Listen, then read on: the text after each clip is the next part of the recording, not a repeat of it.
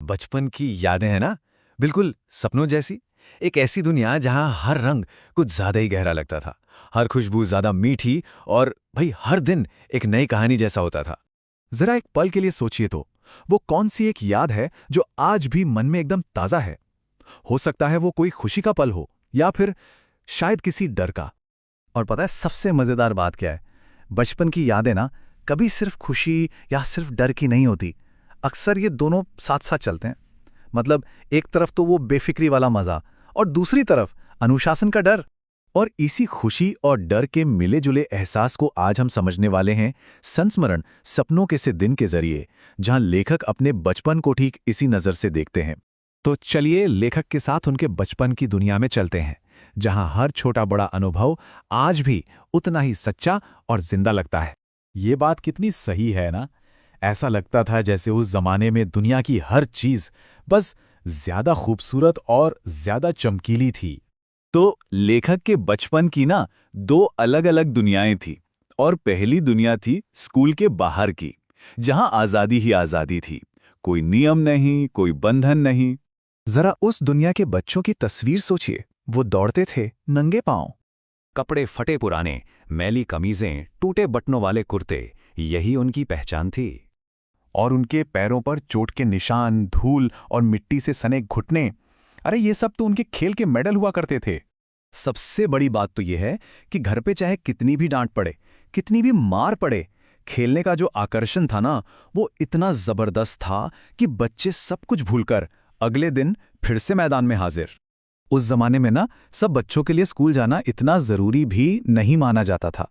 खासकर जो दुकानदार परिवार थे, वो सोचते थे कि अरे स्कूल भेजकर क्या होगा, इससे अच्छा है कि पंडित घनश्याम दास से लांडे सिखवा दो।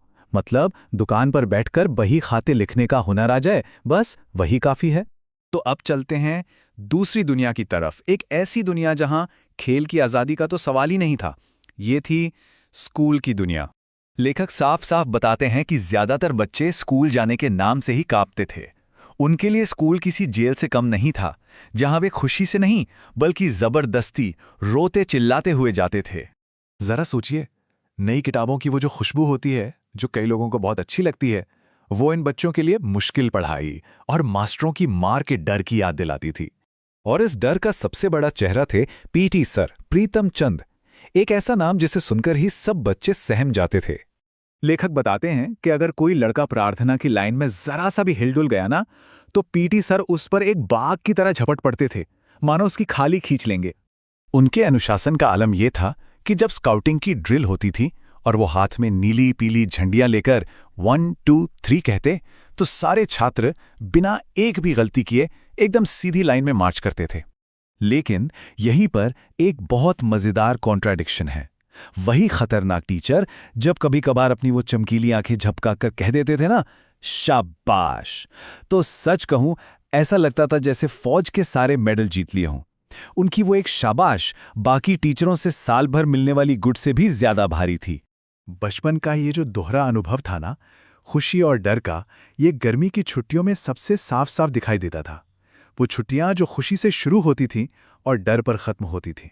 चलिए इस इमोशनल सफर को देखते हैं। छुट्टियां शुरू होती थीं नानी के घर जाने की जबरदस्त खुशी के साथ। फिर आते थे गांव के तालाब में घंटों नहाने वाले बेफिक्री के दिन। लेकिन जैसे जैसे छुट्टियां बीतती, गणित के मास्टर जी के दिए हुए 200 सवालों की चिंता सताने लगती। और आखिर में जब कुछ ही दिन बचते, तो कई बच्चे तो होमवर्क करने के बजाय मास्टरों की पिटाई खाना ही सस्ता सौदा समझते थे। तो ऐसे में जब डर हावी हो जाता, तब बच्चों को एक नेता की जरूरत पड़ती थी, और उनका नेता था ओमा। अब ये ओमा कोई मामूली लड़का नहीं था। उसका सिर था हंडी जितना बड़ा और चेहरा बंदरिया के बच्चे जैसा। और लड़ाई वो हाथ पैर से नहीं बल्कि अपने सिर से करता था। वो एकदम सांड की तरह फनकारता हुआ आता और किसी के पेट या छाती में अपना सिर दे मारता। उसके इस हमले का नाम ही पड़ गया था रेल बम्बा, मतलब कोयले वाले इंजन की तरह बड़ा और भयानक। चलिए अब वापस आते हैं लेखक के आज के नजरिए पर, जहां वो बड़े होकर अपने बचपन को एक नई समझ के साथ देखते हैं। बड़े होकर जब लेखक ने चाइल्ड साइकोलॉजी पढ़ी, तब उन्हें समझ आया कि मार खाने के डर के बावजूद खेलने के लिए भाग जाने की वो जो बेचैनी थी, वो असल में बच्चों की एक नेचुरल इंस्टिंक्ट थी। वो कोई बगावत नहीं थी, बल्कि उनके बड़े होने का, उनके विकास का एक ज़रूरी हिस्सा थी।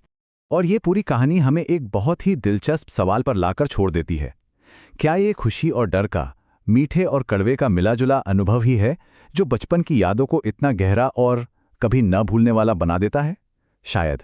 शायद यही कड़वाहट है जो मिठास को और भी ज्यादा मीठा महसूस कराती है।